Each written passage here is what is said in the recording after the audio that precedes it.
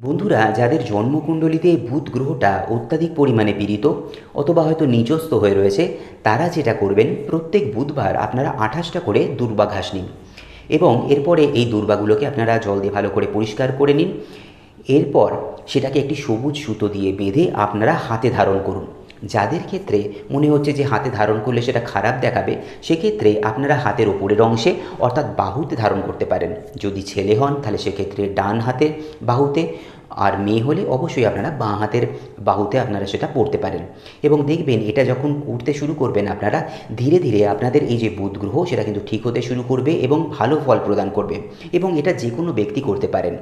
যারা হয়তো বুধের জন্য স্থায়ী প্রতিকার ধারণ করে রয়েছেন, অর্থাৎ কোনো রত্ন ধারণ করে রয়েছেন, তারাও কিন্তু এটা করতে পারেন।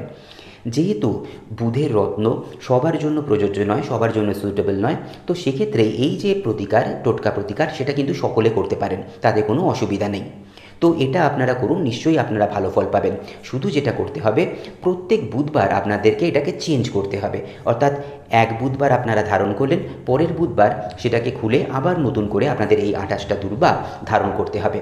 দেখুন, এটা করতে শুরু করুন আজ থেকে এবং দেখবেন কিছুদিনের মধ্যেই আপনারা কিন্তু এই যে বুধের যে খারাপ প্রভাব সেটা থেকে আপনারা বাঁচতে শুরু করবেন এবং বরং সেখানে বুধের আপনারা ভালো প্রভাব আপনারা কিন্তু পেতে শুরু করবেন।